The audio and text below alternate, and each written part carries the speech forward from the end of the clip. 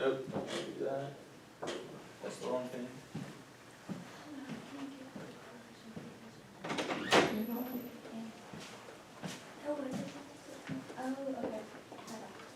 Shoot.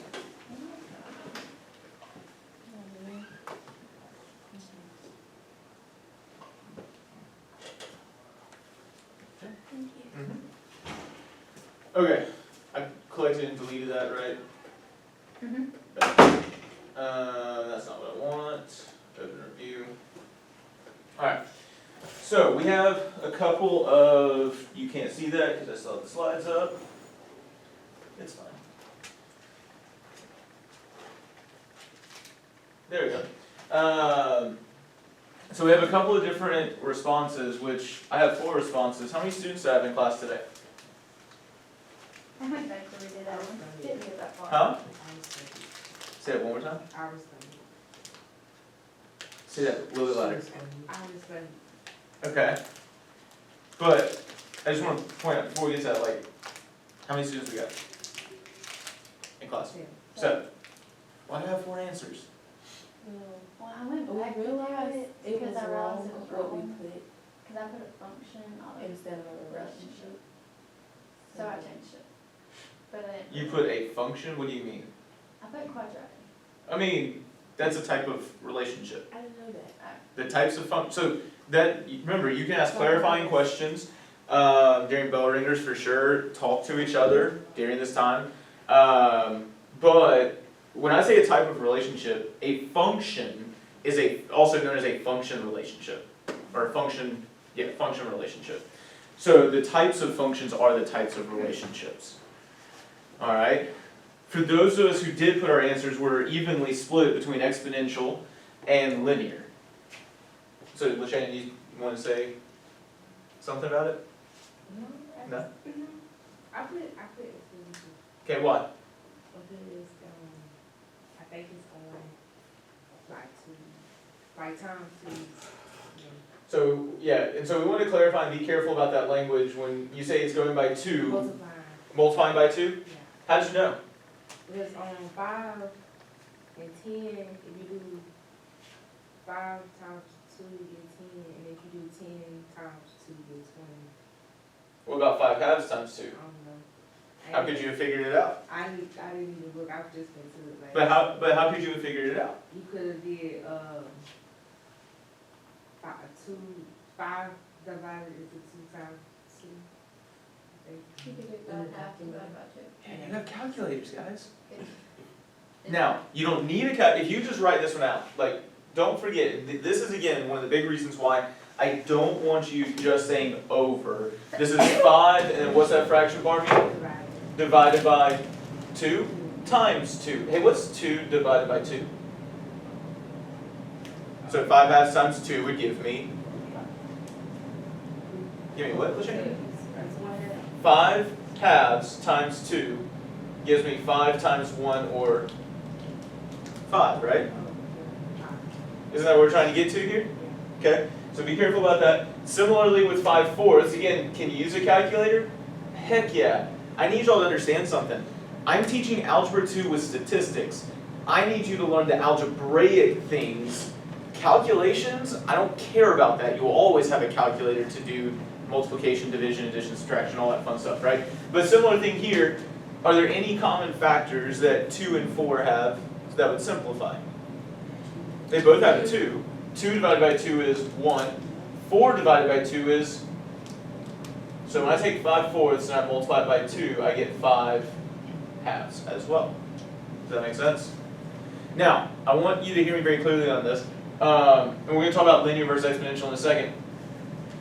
I think most of us recognize that it was multiplying. Is that fair? But when it comes to fractions, could it be kind of hard sometimes to recognize that it is multiplying? Okay, this is why you need to pay attention to the multiplicative rate of change. What do we call a multiplicative rate of change? Common ratio. If you know the name common ratio, then it becomes very easy because literally it's a ratio. And all you have to do is take, and I can even do this with fractions, take 5 halves and do a ratio with what was before it, which was what? 5/4. Grab your calculators. The one thing I'm going to caution you is put parentheses around your 5/2 and your 5/4 to make sure it does it right. But do 5/2 divide by 5/4 to make sure it gives us the correct common ratio.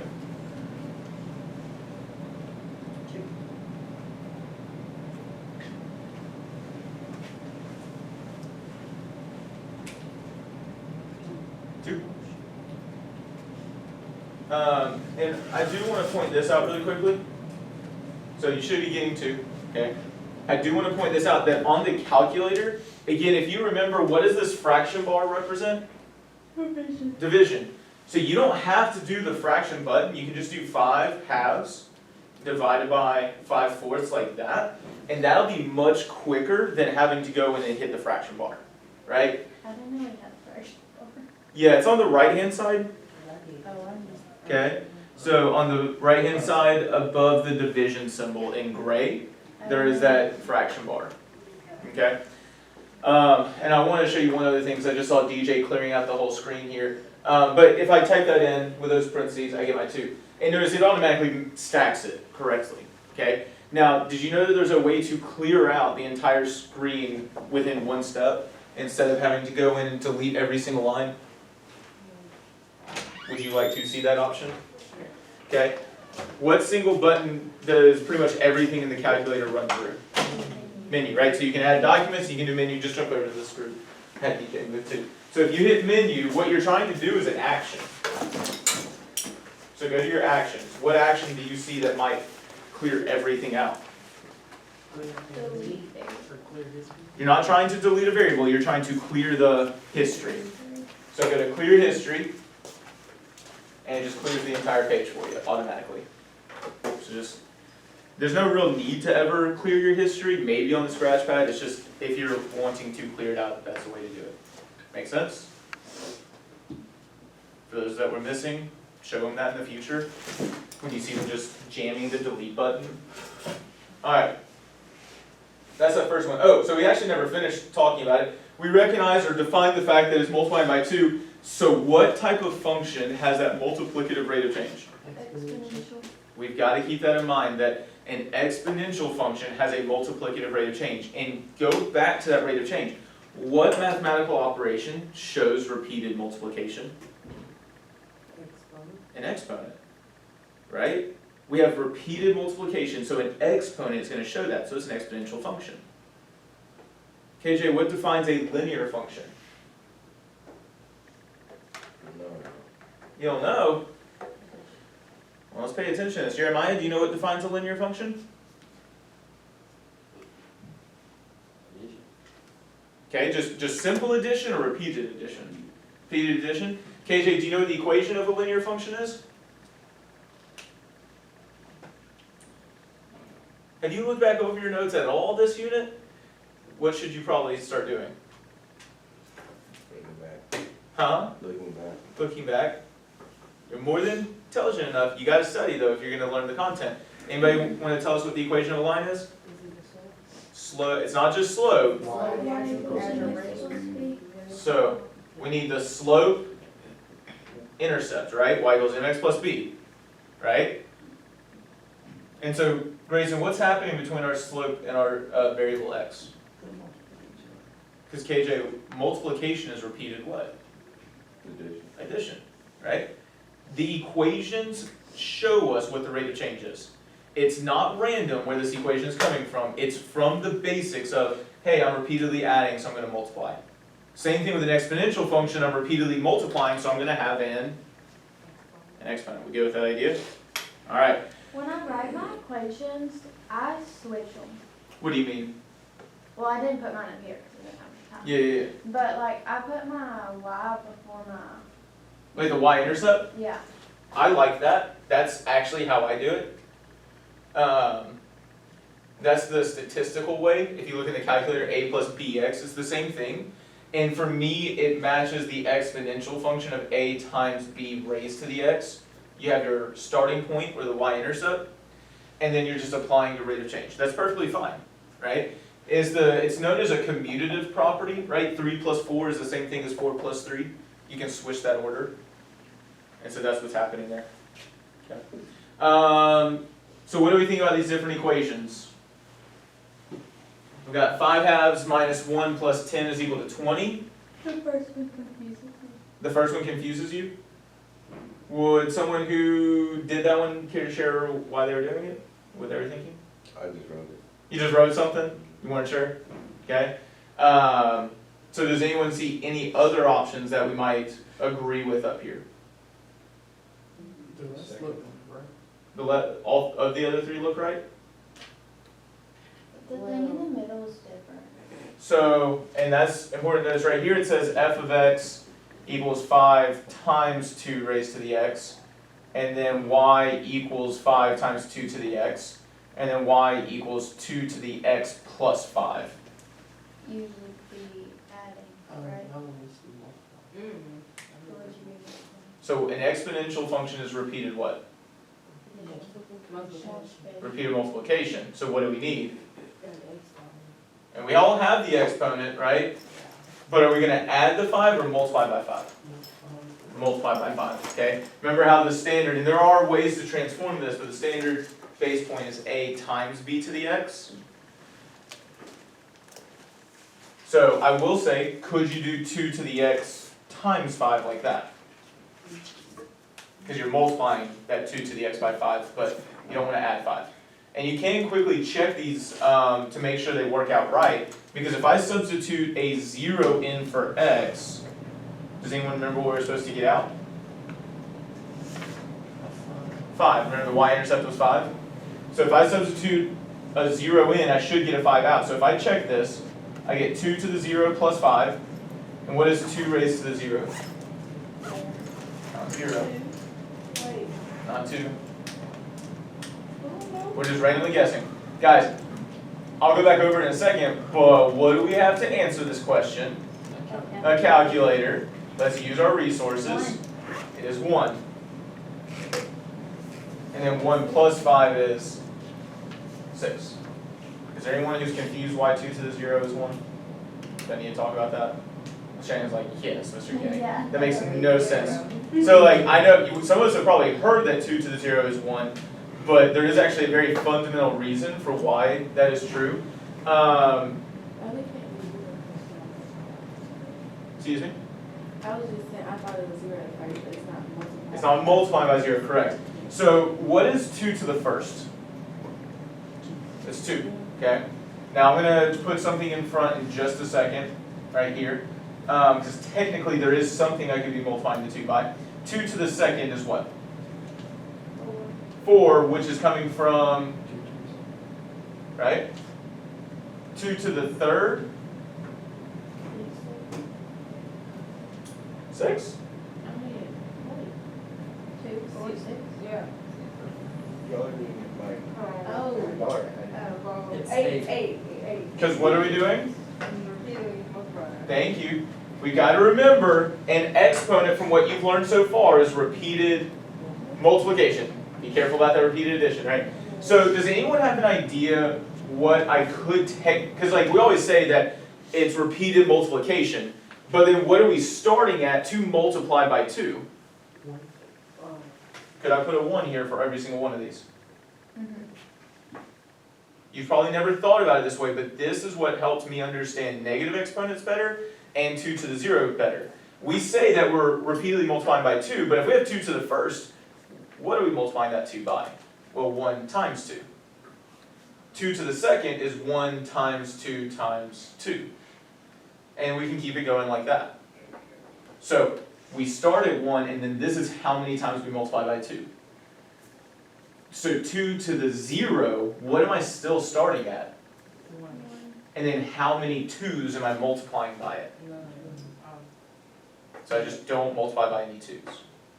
That's why it's 1. There are other ways to define it, but that's a good way to define it. And that honestly also explains what 2 to the negative 1 is. Does anyone know that off the top of their head? Maybe 0, negative 1. Okay, so how can we figure it out if we're not sure? Because there's a negative 2. 1 over 2. Work on that language again. 1 divided by 2. This is going to be important in a second. So what's 2 to the negative 2? 1 divided by 4. 1 divided by 4, which I could rewrite that as 1 divided by, 2 times 2. what about 2 to the negative 3? 1 What about that language again? divided by 2 times 2 times 2. So you said it was 1 divided by 8, or 2 times 2 times 2. Why Okay. is it divided? Say again. I'm confused. Why are you confused? Why are you putting the main sentence? Put 2 to the negative 3 in your calculator. Oh. That's where they're getting it from. I'm going to explain it in a second. But if you do 2 to the negative 3, what do you get? 1 divided by 8. Here is why. We've already established that a positive exponent is repeated what? Multiplication, right? If a positive exponent is repeated multiplication, a negative exponent, the inverse, what's the inverse of multiplication? Division. So where positive exponents are repeated multiplication, negative exponents are repeated division. That's all a negative exponent is. It never makes the number negative, it just makes it take the reciprocal or divide, right? So we want to recognize what number are we always starting with? 1. Right? We always start with a 1 and then we either repeatedly multiply or repeatedly divide. That's why the exponents work the way they do. Okay? So please do note, a negative exponent will never make the number negative. We good with that idea? Okay. Do we understand how to write that equation? Okay, you gotta know your y-intercept, multiply by your common ratio, raised to the x. Alright, so what type of function was shown to the right? I did answer this one. You did answer this one. Okay, so we look at that. I see an exponential because a linear can't curve, and that is true. Exponential because the curve is concaved up, exponential, quadratic, quadratic, quadratic, quadratic. So we have a lot of quadratics and a few exponentials. How are we supposed to tell the difference? The graph. Okay, so what about the graph is supposed to catch our eyes? So, The curve. What do we call that kind of curve? A concave up what? There's a P word that was in the answer, one of the answer choices. Parabola. So it's a concave up parabola. What type of function is a parabola? Quadratic.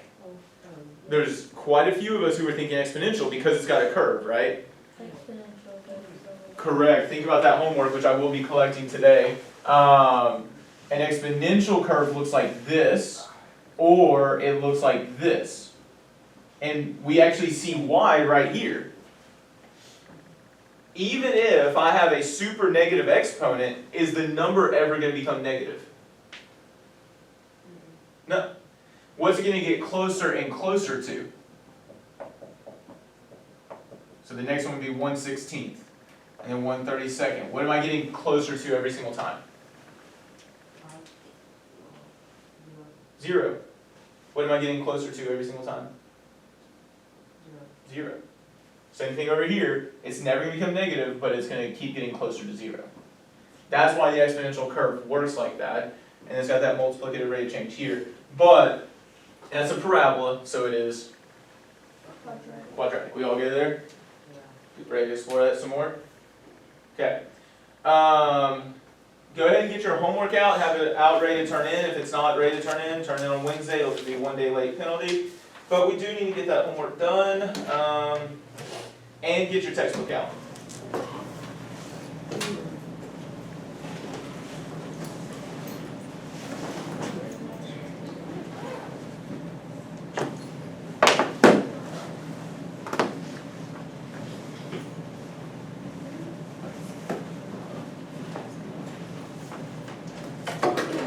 Okay.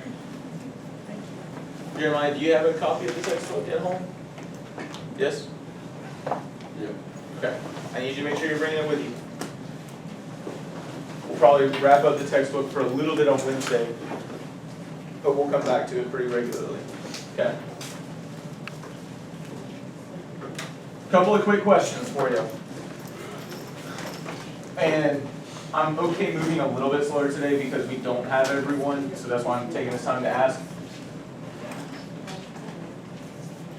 being real with me, do you feel like you can be successful in this class? I know some of us definitely feel that way. I'm pretty sure DJ feels like he can be successful. But Jada, feel like you can be successful? LaShannon?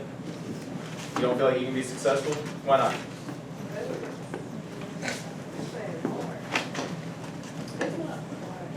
I've just never done good in math. Like I've passed every math class with a D or a C.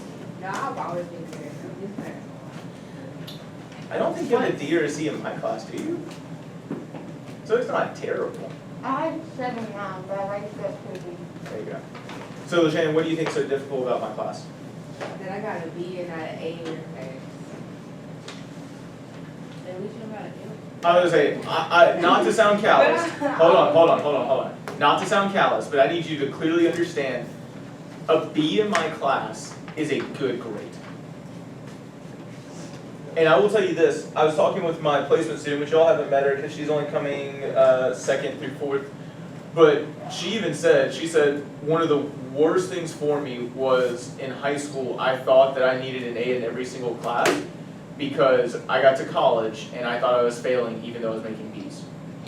And I'll tell you this, making my first B my sophomore year of high school, which I only made one B every year, sophomore, junior, and senior year, but making that first B was definitely the best thing for me. Because here's the thing I need you to understand. I learned how to be challenged and to work hard and overcome by making that B.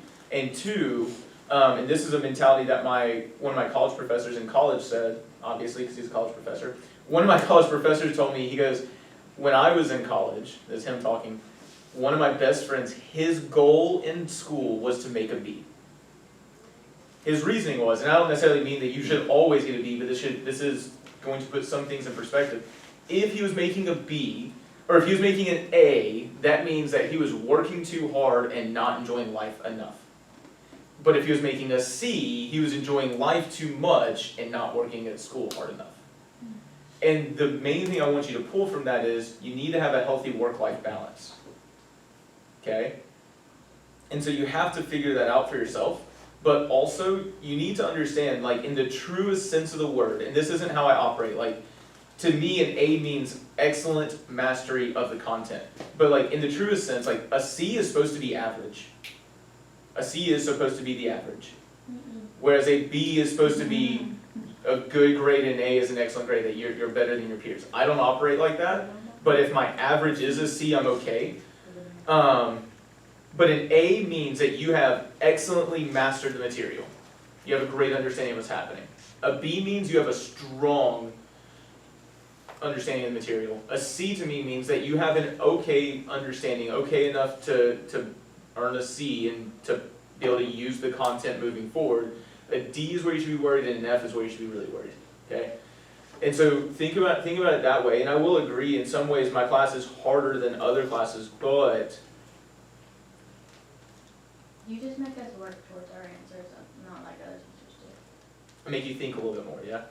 Yeah, I don't like thinking. My brain. But what's going to be better for you long term? Just getting an answer or having to think through your answer and understanding? Getting the answer. No.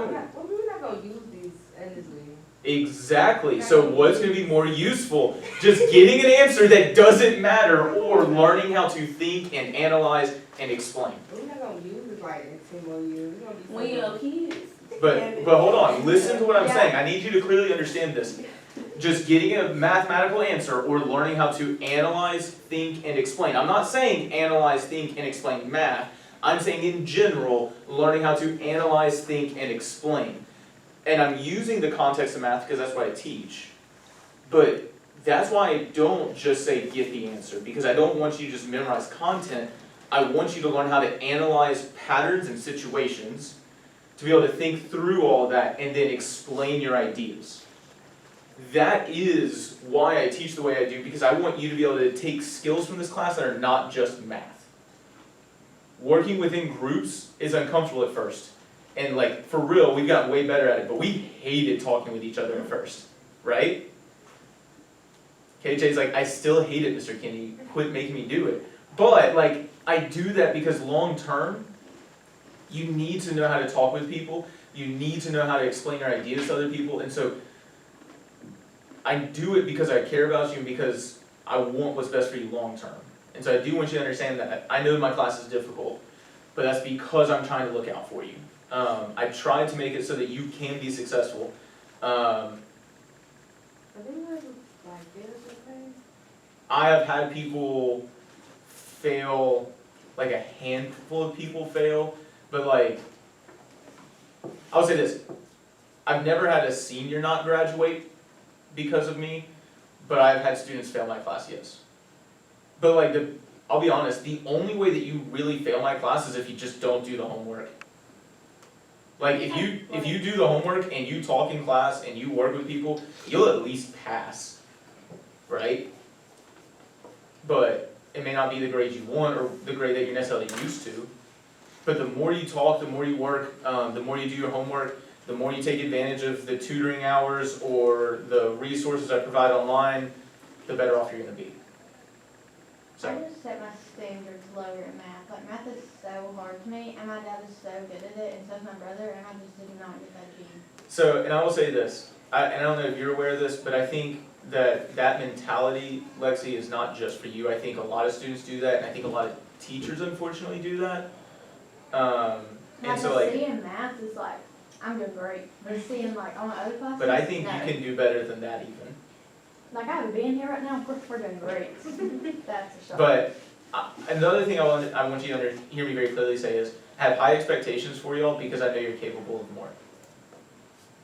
I have faith in your abilities, so I hold you to a higher standard because I know you're capable of more. Okay? Other teachers, they think of everything based on what type of class you take. To me, I feel like if you take AP classes or advanced or regulars, they expect you to be like, oh, this smart person, understanding everything. You take AP, so you take regular, so you can't do anything. And I hate it, and that's not how I But operate. some of the kids in regulars are like really smart, they just Yeah. don't wanna be in harder classes to do the work. It's just extra work to me, AP classes. Yep. And half of these teachers not even qualified. Let's not go into that. Let's not talk about my coworkers, but I will say, like, that's one thing I do want you to understand is I don't change my expectations based on the level of class. I might not cover all the same content, but I will cover it to the same level of depth. I have the same expectations that you you actively collaborate, you learn together, that you do homework in every single one of my classes. Because I know that you're capable of more. And that's one of the things, like, I hate the regular, the honors, and the AP and all that stuff. Like, AP I get because it's literally college level courses. But like, splitting it up into regular, advanced, and honors, like, I feel like we do students a disservice because everyone is capable of more, we lower our expectations. And the other thing is, no, I won't get into that. Yeah. There's other issues with it as well, that as a teacher, quality that I hate, or equity. Yes, sir? Because in all grades. No, I have not. I will get it done tonight. I know, I'm the worst. I literally, so like yesterday morning, I woke up at 4 a.m. to finish doing some things. And so like by 9 o'clock last night, I could not do anything else. I wish she was here until 9 last night. That was Finished. Yeah. So like, I didn't finish, and like, I haven't even looked at y'all's test. I'll get them done this weekend. But I still have makeup stuff I have to put in. I'm gonna do that before I do grade the test. So that I can tell everyone definitively, this is where you are before the exam, and then, because remember, I'll let y'all turn stuff in until next Thursday, is the policy I'm gonna have, so I can grade Friday and through the weekend. But it takes me longer to grade because I don't just put a score on your paper, right? Like, I give you actual feedback because I need you to learn from your mistakes, because mistakes are awesome as long as you learn from them, especially if you learn from them, let's say it that way. So it takes me longer to grade. And because of that, I'm just a little bit further behind than I should be. But I'll have it done today. Alright, so we're gonna get back to the textbook we'll go back to where we are in a second, but don't forget what we're trying to do is identify patterns as linear, exponential, and quadratic. You gotta know those differences to be able to apply those and learn from them and for them to be useful. We're using visual models, your pictorial representations, tables, and graphs. trying to make equations, right? So generating those algebraic expressions. Don't forget to use your resources. The Gold Rush task is where we first looked at quadratics, then we looked at, before that we looked at the dream job salary, which is where we saw linear and exponential. So really quickly as a recap, I'm going to mostly focus on the last two because we're starting with that first one, but on this second situation with the class president and homecoming, what pattern did we see here? This was M1-17 or 18, I think. Multiply by 2. We're multiplying by 2, so it is what? Exponential, we good with that? Okay. And then what pattern did we see here? A linear rate of change and it increases by 2. Okay, so let's think about that. So linear rate of change, so what type of function was that? Quadratic. Quadratic, right? So we saw that linear rate of change. That's something we need to be careful about, right? A linear function has a constant additive rate of change. But a linear rate of change goes with that quadratic function, so we'll talk more about that, we'll talk more heavily about that throughout the day. So hopefully we'll finish this up or get close to the end of this. So we already got through there, right? And I think we finished through number 3, didn't we? What equation did we generate for number 2 as a class? There's a few options, but I think we all had the same one. Y equals 4x plus 4. And where did we get that y equals 4x plus 4? I made a paper. You made a table. So where's that 4, the first 4 coming from? Not y-intercept. Your y-intercept, that's where this 4 is coming from? Wait, no. Oh, I think you had it as 4 Yeah, plus yeah, 4x, I write didn't mine you? different. Yeah, you're good. So you're talking about this 4, which is this 4, is the y-intercept, okay? Because at the very beginning, how many tiles are on the border, or on the outside? 4, or those are the, what are the, okay, yes. I'm doing a terrible job with my words. Where is that 4 showing up in the picture? The corners. And remember the plus 4, those corners are always there, right? So where's the 4x coming from, or the 4 times x? In between those, right? We're adding 1 on each of those 4 sides, right? So 4 on each side, so 4 times x. So now here's the tricky part, and I'm just going to go over number 4 with you because I hate, honestly, the way that this one was designed, or this question was asked. So Ramon determined an expression to represent this pattern. So remember this pattern referring to an n by n. Really? I'll get it later, don't worry about it. I hit the rim. It was the worst. If it had just been a little bit further.